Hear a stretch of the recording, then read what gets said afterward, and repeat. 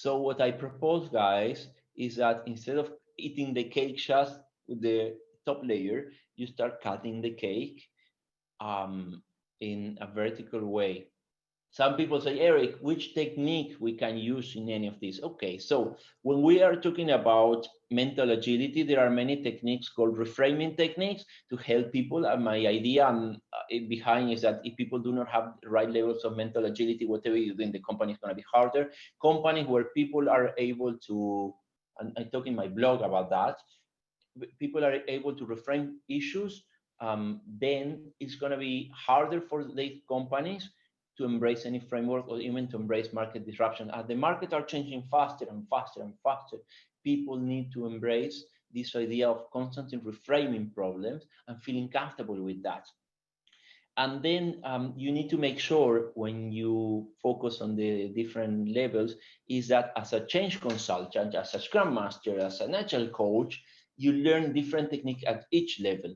Social agility, how we make sure that people connect well. If you have the product owner on the fifth floor and the team developing something on the second floor and someone else, the customer is somewhere else, that's not going to work. For example, in order to increase social agility, I was helping an airline, the biggest airline in Latin America, a long time ago. And in order to increase social agility, one that guy of the team asked me, Eric, we never met the customer. So what we did is we took the development team, the product owner, and some stakeholders to the airport. It was an airline.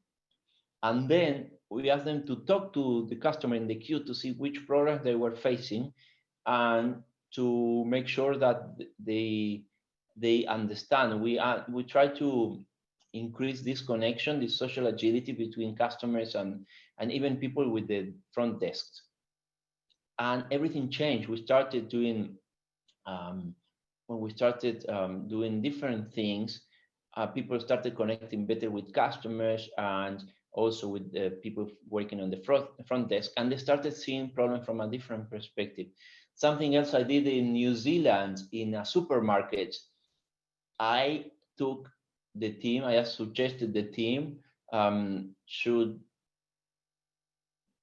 put a table in the middle of the supermarket. We installed, just set up some servers and some computers, and we put a table in the middle of the supermarket with the dev team and the product owner.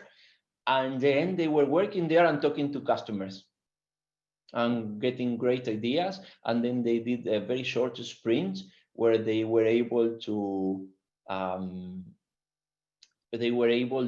experiment and ask the customers.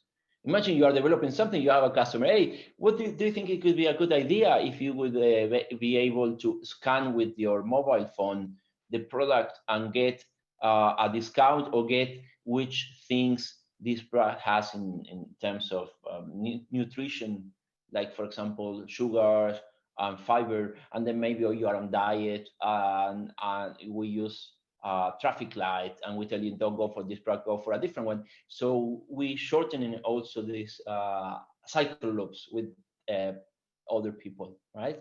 So we have now 5 minutes, guys, and then Jonah says that she's excited to cut the cake vertically. Okay, I'm very glad that you are excited. It generally forces you to do some reframing, and also it helps you analyze in which areas you are weak. As change consultant, you're always good at something.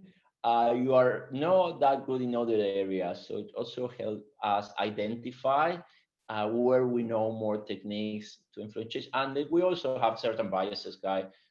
We always try to solve problems using the tools we know. We are what we know, and then this forces you to go outside the box and start thinking of other ways of doing things. So